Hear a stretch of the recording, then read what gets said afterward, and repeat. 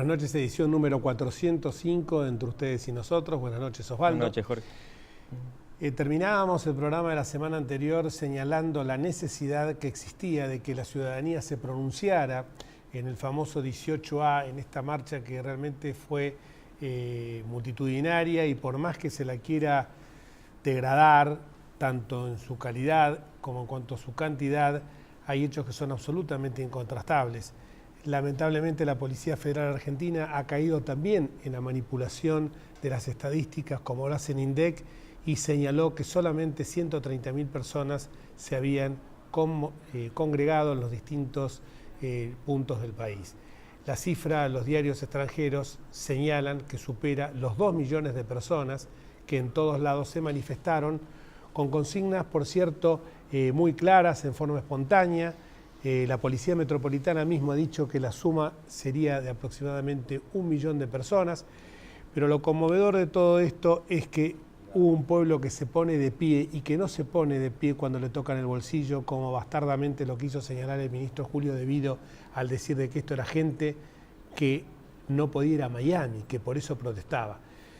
Si hay 2 millones de argentinos que no pueden ir a Miami, realmente sería muy frívolo de su parte pensar de esta forma y no darse cuenta de que hubo dos hechos que se entrelazan y que son los que hicieron que esa gente saliera, no porque le habían tocado el bolsillo, sino porque le estaban tocando las libertades individuales y porque sentía vergüenza y sentía desazón, estupor.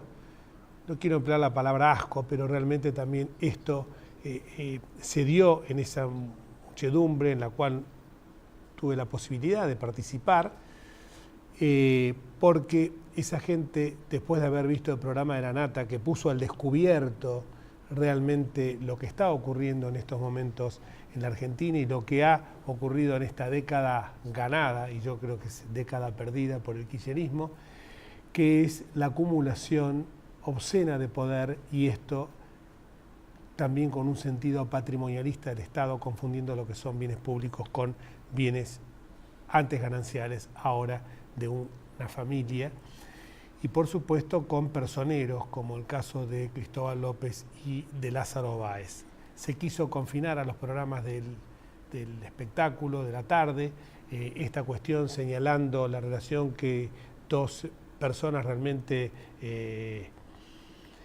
yo me atreví a decirle dos pícaros, dos pillos, por tratarlo suavemente, estaban involucrados en este tipo de cuestiones, y entonces por su relación con dos conocidas vedettes, modelos, Karina Jelinek y Diana Calabró, se trató de que este tema se minimizara, se degradara para ser tratado exclusivamente como un tema más de la farándula. No porque los programas de la farándula signifiquen peyorativamente, sino todo lo contrario. Son programas que tienen su público y son programas que forman parte de ese amplio espectro de libertad de expresión que nosotros queremos que tenga los medios de comunicación. Por un lado fue esa manifestación, tenía ese contenido, y por el otro, también entrelazado y vinculado, estaba el manifestarse por una justicia independiente, porque la gente advierte que este despotismo que se ha instalado en la Argentina, lo que está buscando ahora es terminar con la independencia del Poder Judicial. Fue muy claro lo que dijo hace unos meses atrás Zanini, creo que dijo De Vido, cuando señalaron esta Corte no es lo que nosotros pensábamos. Zanini. Y como esta Corte no era lo que ellos pensaban, porque habrán imaginado una Corte absolutamente adocenada, con un alto tribunal que aceptara directivas del Poder Ejecutivo y se sometiera sumisamente a sus designios, es que ahora viene esta embestida sobre el Poder Judicial que nosotros hemos, ya hace unos cuantos programas, venimos señalando. Y lo curioso de todo esto es que los pronunciamientos que uno escucha por los distintos intelectuales, organizaciones jurídicas, asociaciones de abogados, por supuesto la gremial que nuclea a todos los empleados del Poder Judicial, y también la voz de la Iglesia, porque como se lo decía hace muy poco tiempo atrás, el Papa Francisco, en una carta dirigida al presidente de la Corte Suprema, a Lorenzetti, señalándole que la administración de justicia era uno de los más importantes servicios que debía prestar el Estado. Y cuando uno advierte de que estas 6 leyes, ya hemos tratado acá, las hemos desmenuzado, pero queremos seguir profundizando porque queremos insistir en lo que decíamos la semana pasada y que por suerte, no porque lo hayamos dicho nosotros, pero ha calado hondo en la prédica de muchos de los que estamos abordando estos temas, en la prédica de que la gente se convocara, porque no estamos hablando de abstracciones jurídicas, no estamos hablando de ficciones de laboratorio, sino que estamos hablando de normas que lo único que pretenden no es reformar la justicia, que hay que reformarla, sino que lo que pretenden es terminar con la independencia del Poder Judicial. Y hoy tenemos aquí a alguien que conozco hace muchísimos años, incluso fui alumno de su padre en Derecho Penal, que es el doctor Luis María Cabral, con quien hemos compartido también, porque si bien hoy él es funcionario, es miembro de la Cámara de Casación de la Ciudad de Buenos Aires, fue un abogado que litigaba, que pateaba los tribunales, que estuvo también, que incursionó en la parte gremial de los abogados. Fuimos en una elección del Colegio Público en su etapa fundacional en 1986, en listas distintas, pero con una vocación de mejorar tanto el servicio de justicia como cuanto la capacitación, la especialización, la profesionalización de lo que es nuestra profesión, a la que hemos abrazado con tanto cariño, la de abogado. Y entonces él conoce las dos, digamos como decimos habitualmente en la jerga nuestra, los dos lados del mostrador, pero por sobre todas las cosas tiene muy claro lo que es el sentido de una república. Gracias, Luis, por estar con nosotros. Es el presidente, además, nada más y nada menos, de la Asociación de Magistrados de la Justicia Nacional, y con él vamos a hablar de estos 6 proyectos. Muchas gracias, Jorge. No, gracias a vos por haber venido aquí. La primera pregunta que te queremos hacer es, vos también considerás que es necesario hacer una reforma en la justicia, ¿no es cierto? Indudablemente es imprescindible hacer una reforma, porque lo que hoy se advierte es que nuestra Constitución, los tratados internacionales incorporados en nuestras leyes, reconocen a las personas una vastedad de derechos, pero poderlos realmente ejercer es muy difícil. Una sociedad que tiene tantos vericuetos, en los cuales hay concentraciones económicas fuertes, en los cuales hay un Estado que deriva de una tradición autoritaria, y poder ejercer los derechos individuales, los derechos personales, requiere de un poder judicial estructurado de una manera distinta. Y entonces diría que lo primero que se necesita es ampliar las bases de acceso a la justicia.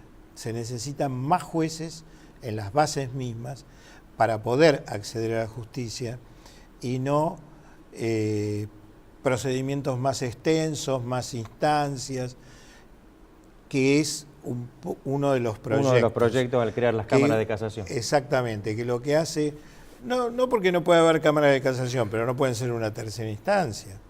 Incluso en alguna propaganda se las presenta como si la actual Cámara de Casación Federal Penal fuese una tercera instancia, y no lo es. Aclaremos, es una segunda instancia. Porque vos como camarista de casación. Claro, la primera instancia es el juicio oral. Y por sobre los tribunales orales que declaran las sentencias en varios fueros, incluso los que se olvidaron de poner en esa propaganda, pasa directamente a la Cámara de Casación. Y la Cámara de Casación es la que resuelve en segunda y definitiva instancia del fuero común, si no hay una vía de recurso extraordinario. Cuestiones de derecho.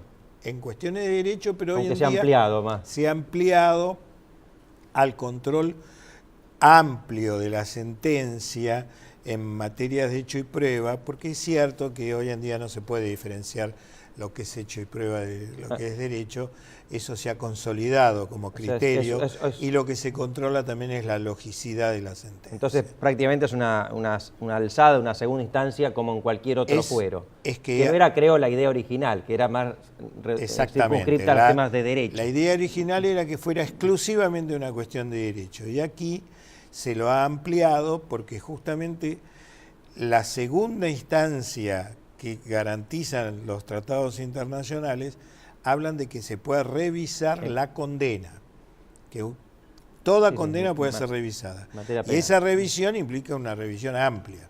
El trasladar a estas cámaras de casación al fuero laboral y previsional, al fuero civil, al comercial, implica... Y al previsional. Al previsional, que es el más damnificado. El más damnificado. Parecería que se da de bruces con... es la creación de una nueva instancia, una instancia previa a la Corte, y esto se da de bruces con el proyecto que también en forma express del per saltum, del saltear una instancia, esta propia presidenta y este propio Parlamento votara. Además, no está mal pensar en otorgar facultades casatorias. Aclaremos las facultades casatorias que son. Claro, sobre todo, sustancialmente, es la unificación de la interpretación del derecho. Y que, por lo tanto, otorguen seguridad jurídica, ¿no? Y esto no está mal, pero lo que está mal es pensarlo interponiendo una nueva instancia que prolongue los procesos. Además, uno puede discutir en la teoría si es bueno o no una casación, pero acá no hay teoría, acá hay una intención, a nuestro juicio, muy clara, que es vaciar o minimizar la competencia de la Corte Suprema, que les ha puesto algunos límites, y generar unos nuevos tribunales compuestos por jueces designados por el actual gobierno. Esto por lo menos desde nuestra opinión. Es una especulación absolutamente razonable ante lo que se plantea, pero yo diría que de todas maneras, si de lo que se trata es de que la Corte solamente tenga las escasas causas más significativas, no lo solucionan de esta manera, lo solucionan de la manera que lo ha venido haciendo esta Corte, que ha establecido, ha restringido los alcances de los recursos y ha seleccionado causas, y no es cierto que la Corte esté en ese sentido trabada por la cantidad de causas que tiene, porque de los 9.800 causas que trató en el último año analizado en encuesta, que creo que es 2011, solo 400 fueron fundamentadas. Las demás se remitieron o al 280 o al dictamen fiscal. Bueno, estos son tecnicismos, pero la posibilidad de no tomar una causa sin alegar fundamentos. Exactamente. Entonces, esto también tiene que ver con que no es cierto que es para esto, porque además hay que tener en cuenta otra cosa más. La Corte siempre va a poder decir si tomo o no tomo esta Corte cuando se la pida. Hiciste hincapié en la palabra previsional. Sí. Porque hablamos de acceso a la justicia, es acceso a una definición que diga que alguien tiene un derecho. Y eso, hoy en día hay más de 500.000 juicios de jubilados reclamando por sus haberes previsionales. Más de 500.000 juicios que significan el universo más importante que hay de juicios hoy en trámite. Cuando se arriba a sentencia, esos son los juicios que más tarda el Estado en cumplir, y que además, como ha dicho expresamente, selecciona cuáles cumple y cuáles no. Y mientras tanto se sigue postergando esto. Y además vamos a incluir otra instancia para que esto que ya de por sí está demorando 5, 6 años en personas que no pueden esperar, que tienen por delante una corta expectativa de vida, es realmente estar jugando a que la solución se la dé al Estado, que la persona no pueda seguir reclamándole. Seguro. Osvaldo. Estamos hablando hasta ahora de uno de los temas, que es el de la creación de las cámaras de casación. Hay otros dos, a mi juicio, muy importantes. Uno es el del Consejo de la Magistratura. ¿Qué opinan ustedes sobre esta modificación? Bueno, Cuando digo ustedes me refiero a la Asociación de Magistrados. ¿Vamos a una pausa antes? Bueno, cómo no. Pausa.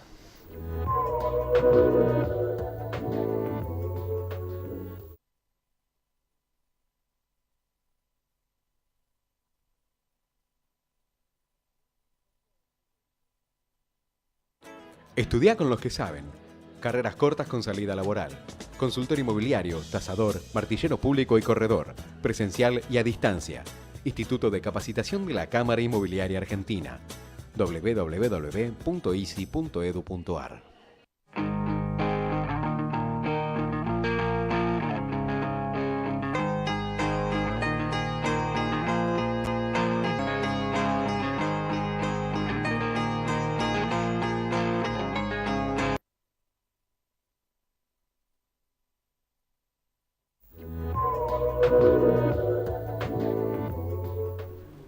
Estábamos con el tema del Consejo de la Magistratura, justamente que es quizás el proyecto que más nos preocupa a todos, ¿no? Bueno, justamente hoy he asistido al plenario de comisiones en la Cámara de Diputados. Y va por mi cuenta lo que digo, una exposición brillante, te felicito. Bueno, muchas gracias. Es difícil sintetizar en poco tiempo lo sustancial. Y en televisión pasa lo mismo que en la Cámara de Diputados, así que voy a tratar de ser muy breve y conciso. Nosotros hemos señalado que hay dos temas fundamentales de objeción y crítica al proyecto sobre Consejo de la Magistratura. El primero es que esconde, que pretende barrer a la Corte como cabeza de poder. Quiere quitarle todas sus atribuciones propias de gobierno de un poder, no ya cuestiones de administración y ejecución del presupuesto, que la Constitución dice claramente que pertenecen al Consejo de la Magistratura. La saca del Consejo de la Magistratura, cuando en realidad el texto constitucional la incluye, porque habla de todas las instancias, y en la discusión que hubo sobre esto, se explicó en la Convención Constituyente que la Corte estaba de esa manera integrada al Consejo. Sí, era una de las instancias. Una de las instancias. Como lo es. Es instancia originaria, es tercera instancia. Y la única que menciona. El único tribunal que menciona la Constitución. Extraordinaria. Y esto nos parece muy grave. Nos parece muy grave porque no solamente va acompañado de quitarle todo esto a la Corte, sino que además concentra todas estas facultades en un Consejo de la Magistratura que pasa a ser de una organización partidaria, político-partidaria absoluta, porque todos los consejeros son elegidos por una vía político-partidaria, porque el texto constitucional es clarísimo acerca de la forma en la que se eligen, porque pretende integrar y equilibrar estamentos, sectores. Lejos de eso, lo que pretende el texto del proyecto legal es unificar en un solo color político a los 2/3 del Consejo y dejar para una minoría el otro tercio. Eso es lo que sucede en el proyecto de ley. Y agregando, perdón, el tema de la mayoría. Además, baja las minorías porque se ve que desconfían de los jueces, aunque vayan en las boletas de ellos, ¿no? Porque si no, no hay otra explicación, porque seguro tienen los 2/3 con este proyecto. Y notablemente lo que se plantea en la discusión por parte de algunos voceros, algunos los habrán escuchado ustedes esta mañana ahí, es justamente que no hay elección democrática de los jueces y por eso se los debe elegir por esta vía a sus representantes. Los jueces son elegidos democráticamente. Los jueces son elegidos por los poderes políticos. El presidente de la nación es quien nomina a los jueces. Él los designa. Y la Cámara de Senadores, en la que hay expresión de varias fuerzas políticas, debe haber dado un acuerdo, un consentimiento a esa designación. El Consejo lo que hace es validar a alguien para poder ser designado. Fíjate, Luis, pero la designación sigue siendo del presidente. Fíjate, Luis, que el Poder Judicial es el único poder en cuya designación, aparte del Consejo de la Magistratura, que también tiene un componente político porque hay representantes de los legisladores y del Poder Ejecutivo y de los abogados también. Pero es el único poder en cuya designación intervienen los otros dos poderes, sí. El judicial, el ejecutivo y el legislativo. Y además... más garantía de democracia imposible. Y además la elección indirecta de ninguna manera es antidemocrática. Busca conformar a distintos sectores de la voluntad popular para que sean varios los que intervengan. El mayoritario, que es el que ejerce el poder ejecutivo, y el conjunto de los demás expresados en el Senado. Si no, no se podría decir que es democrática la elección, por ejemplo, del presidente de los Estados Unidos, que es como era el nuestro, hasta el 94, como se lo eligió Colegio Alfonsín electoral. o a Menem, que es el colegio electoral. Entonces esto es otro de los temas. Y esto pone en peligro que no tengamos poder judicial, que lo que pasemos a tener es un servicio de justicia, como existen en algunos países que no tienen poder judicial independiente. Y algunos de los que han hablado defendiendo los proyectos señalan que el Poder Judicial no tiene facultades para controlar la constitucionalidad de las leyes. Y es todo lo contrario, como bien han explicado otros hoy, porque el Poder Judicial tiene la función de poderle garantizar a cada persona el ejercicio pleno de los derechos que le son reconocidos, que no le son concedidos graciosamente, le son reconocidos porque son propios e inherentes a la calidad de persona humana de cada uno de los habitantes de la República. Hace 8 siglos, con la famosa Carta de Juan Sin Tierra en 1215, empieza los límites al poder del monarca, y parecería ser que hoy en la Argentina lo queremos enterrar. Pero en cuanto al control de constitucionalidad judicial, empieza en los Estados Unidos en 1803, una sentencia famosa, Marbury versus Madison, y en la Argentina las primeras leyes de organización de la justicia federal, la 27 y la 48, todavía vigentes, ya lo mencionan. Y los casos Sojo y Viuda del Hortondo, Municipalidad de la Ciudad de Buenos Aires, 1887, 1888, también incluyen las primeras inconstitucionalidades. Y desde entonces no ha sido jamás puesto en duda esto. Seguro. O sea, lo que quieren es cambiar completamente el régimen. Como decía bien el doctor Espota, siempre mencionaba, los países que tienen control de constitucionalidad tienen poder judicial. Seguro. Los que no tienen eso tienen un simple servicio de justicia. Bueno, esto es lo que me parece importante que resguardemos, un poder judicial como poder del Estado. Y cómo, más allá de esta manifiesta inconstitucionalidad, ¿cómo se ven, cómo piensan los jueces, cómo se sienten al tener que integrar una boleta partidaria? Bueno, habrá que ver quiénes están dispuestos a hacer eso. Sinceramente, yo creo, y lo he expresado en nombre de la asociación que presido, luego de discutirlos nuestros órganos directivos, nosotros vamos a iniciar acciones judiciales si es que esto prosperara. De todas maneras, tengo la expectativa de que se abra un debate, una discusión y que se pueda arribar a una solución adecuada al texto constitucional, que es muy claro. Dice representantes de abogados de la matrícula. Hay representantes de jueces de todas las instancias. Estos son los que tienen que elegir.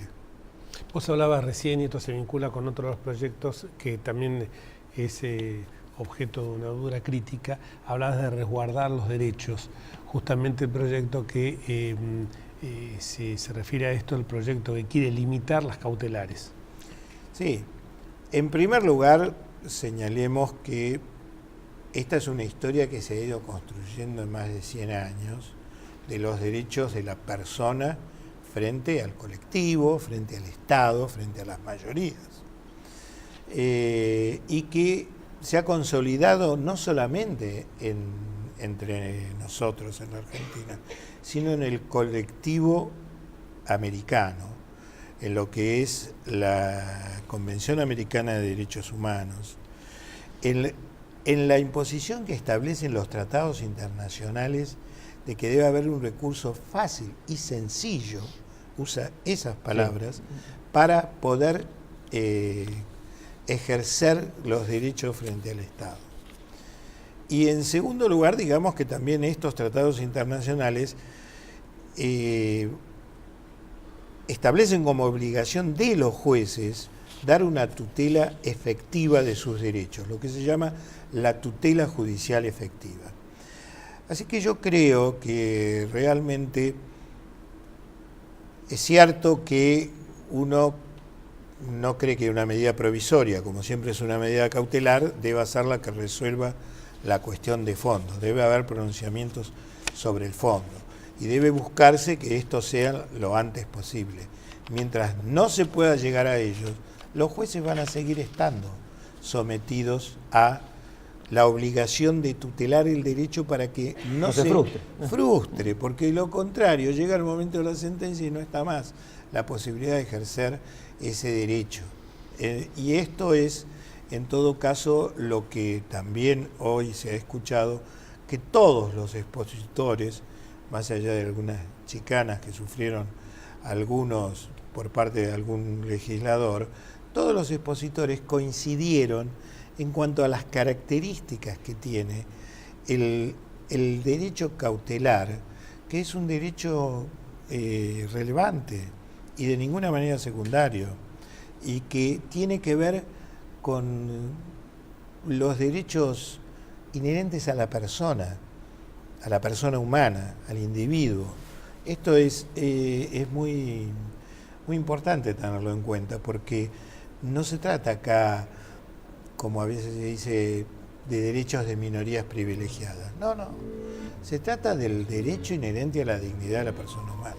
Muchísimas gracias, Luis María, y muchas gracias a ustedes. Que la gente tenga bien en claro que es necesaria una justicia independiente, porque la independencia de los jueces es justamente la que legitima su accionar, y sobre todo que tengamos muy en claro que en esto podemos perder la República. Hasta el próximo martes, si Dios quiere. Chao.